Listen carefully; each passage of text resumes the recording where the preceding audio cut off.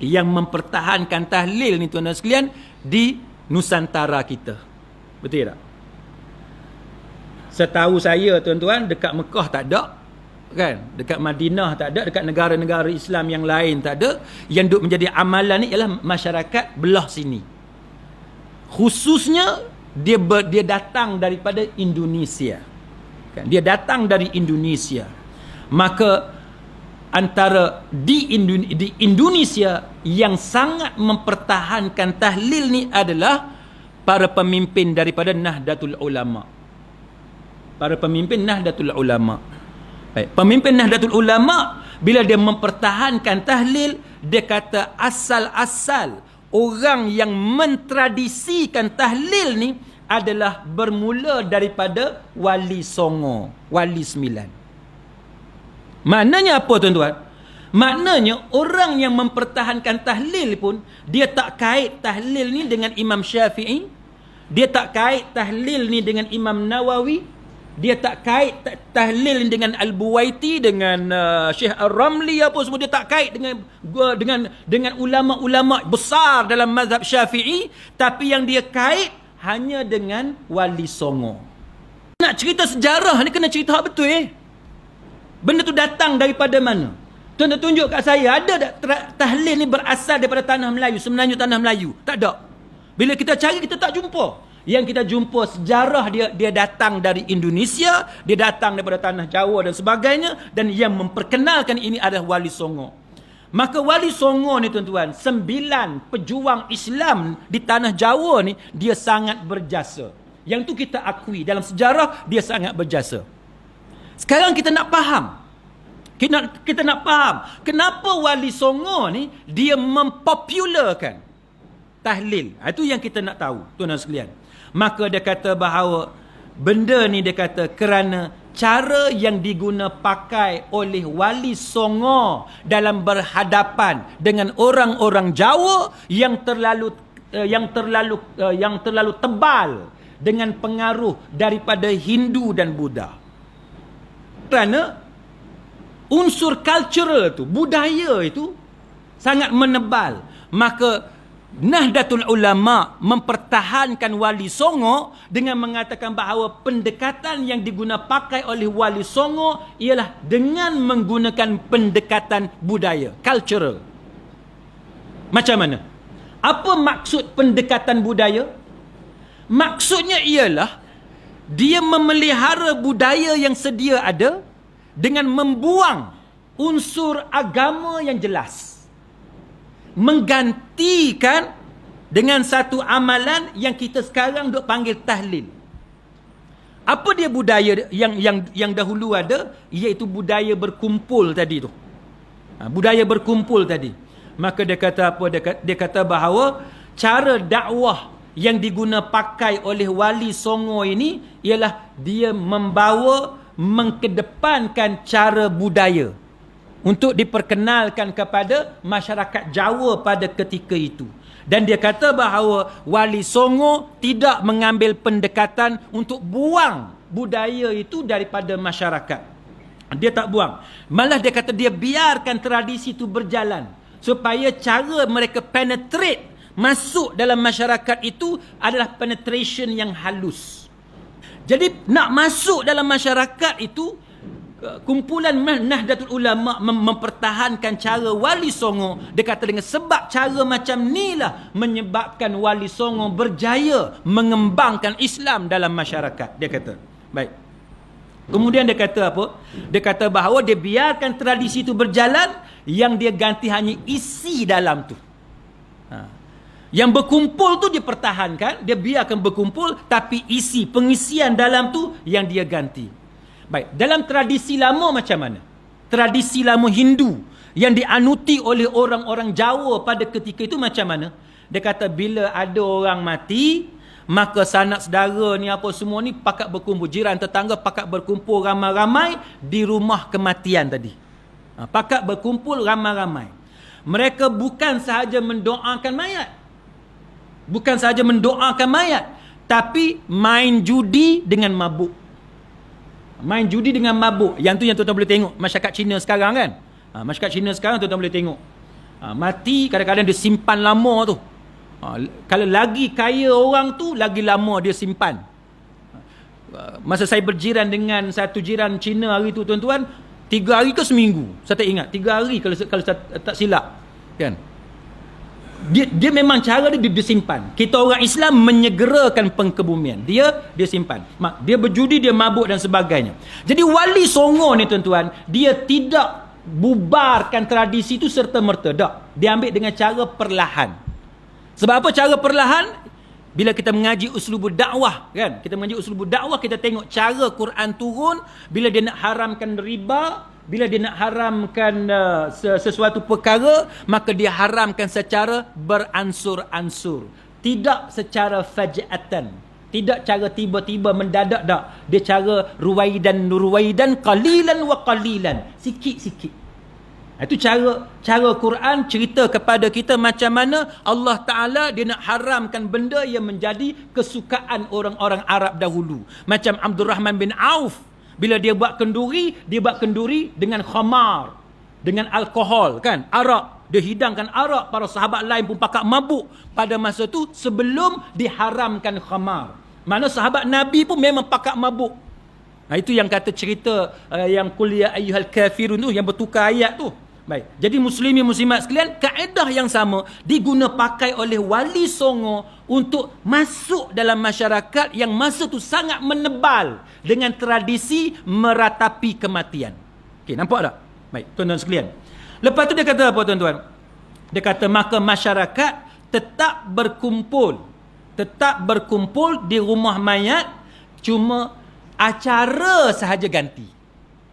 Hak mabuk tu tak ada, hak berjudi pun dah habis dah, tapi dia isi juga. Hak kosong tu dia isi dengan buat tahlil. Jadi tahlil ini diasaskan, dimulakan oleh Wali Songo. Baik, nampak kan? Okey, nampak? Baik. Jadi benda ni, istilah tahlil ni tidak ada sebelum Wali Songo. Tahlil hak kita cerita tadi ni, bukan tahlil la ilaha illallah. Tahlil yang kita cerita ni tuan-tuan, sebelum Wali Songo tidak ada. Carilah dalam sejarah.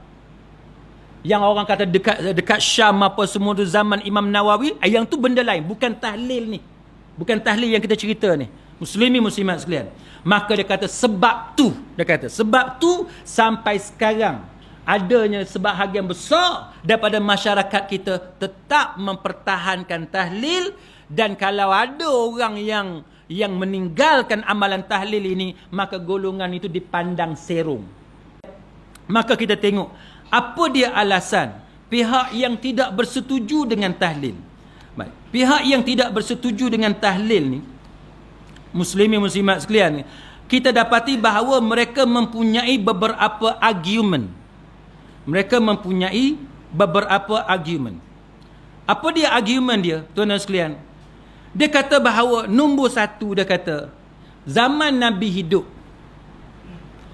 Pernah tak berlaku kematian zaman Nabi hidup? Pernah kan? Banyaklah kematian. Khadijah matinya, sahabat Nabi mati dan sebagainya. Ada tak tahlil? Dalam bentuk yang kita cerita tadi? Tak ada. Ini alasan pihak yang tak setuju. Ada ke? Tak ada. Baik. Dalam peperangan, kita tahu perang Badar, perang Uhud, lagi ramai mati. Ada tak lepas tu berkumpul ramai-ramai baca tahlil? Ada tak? Tak ada. Kan? Tak ada. Baik. Kemudian Sayyidina Hamzah mati. Adakah Nabi buat tahlil untuk Sayyidina Hamzah? Pun tidak. Kemudian kita tengok Khalifah Ar-Rashidin Al-Mahdiyin mati. Dengan pada Abu Bakar Siddiq, Umar Khattab, Uthman, Ali dan sebagainya. Semua. Dengan selepas-selepas tu apa semua. Ada tak buat tahlil? Pun tak ada. Sahabat Nabi adalah orang yang paling sayang kepada Nabi. Kenapa sahabat-sahabat Nabi yang sangat sayang kepada Nabi tak pernah seorang pun bawa satu riwayat kepada kita, dia baca ila hadratin Nabil Mustafa Muhammad sampai habis? Tak ada. Ini yang menimbulkan tanda tanya, tanda soal. Kenapa generasi terbaik ni yang lebih tahu cara beribadat, cara doa, cara zikir yang paling afdal, sebab mereka hidup satu zaman dengan Nabi, kenapa benda tu tidak berlaku pada zaman mereka? Baik. Dari segi akalnya tuan-tuan, kalau Nabi ni tak pernah memperingati kematian, kalau para sahabat tidak pernah ada yang memperingati kematian, cara yang macam kita duk buat, berarti apa dia? Berarti cara memperingati kematian yang kita duk buat sekarang ni bukan termasuk dalam ajaran Islam. Tidak termasuk dalam ajaran Islam. Ini hujah, tuan-tuan sekalian. Kita jangan emosi benda-benda macam ni, tapi kita nak nilai. Kan, kita nak nilai. Lepas tu pula muslimin muslimat sekalian, hadis yang kita cerita itulah hadis yang bila manusia mati putuslah amalan dia kecuali 3 benda tu, kan? Kecuali 3 benda. Amal sedekah jariah dia, ilmu yang bermanfaat untuk dia, dan anak soleh yang mendoakan dia. Begitu juga muslimin muslimat sekalian, kita dapati bahawa yang keduanya, kita dapati bahawa mereka memetik antaranya ayat yang biasa kita duk baca tu, wa alaysa lil insani illa ma sa'a, dan bahawasanya seorang manusia itu tidak memperolehi selain daripada apa yang telah diusahakannya. Imam Syafi'i sendiri kata dengan hadis ni, dia dengan ayat Quran ni, dia kata bahawa hadiah pahala ni tidak sampai kepada si mati. Jadi soalannya ialah, siapa sebenarnya Wahabi? Siapa Wahabi? Adakah kita nak kata Nabi tu Wahabi? Adakah kita nak kata para sahabat tu Wahabi? Atau apa? Jadi muslimin muslimat sekalian, istilah Wahabi ni datang daripada mana? Datang daripada mana? Kita cari secara akademik, tuan-tuan sekalian, tak ada asas. Takkan kita nak nisbah kepada Muhammad bin Abdul Wahab, Wahabi itu ayah dia. Kenapa dinisbahkan kepada ayah dia? Baik, kemudian kita tengok muslimin muslimat sekalian, kita dapati bahawa dalam ayat yang lain Allah Ta'ala menyebut, antaranya ialah ayat di dalam surah Al-Baqarah ayat 286. Allah Ta'ala menyebut, la yukallifullahu nafsan illa wus'aha laha ma kasabat wa 'alayha maktasabat rabbana la tu'akhidhna in nasina aw akhtana rabbana wa la tahmil 'alaina isran kama hamaltah 'alal ladzina min qablina rabbana wa la tuhammilna ma la taqata lana bih wa'fu 'anna waghfir lana warhamna anta maulana fansurna 'alal qaumil kafirin. Allah, dia tidak bebankan kita melainkan setakat mana kesanggupan kita, dan dia mendapat pahala daripada apa yang dia usahakan, dan dia mendapat seksa daripada kejahatan yang dia buat. Laha ma kasabat wa 'alaiha maktasabat. Hak mana kita buat baik, hak itulah yang kita dapat. Hak mana kita buat jahat, hak itulah yang kita dapat. Dia tak akan ada pos pahala, hantar pahala ni, tak ada.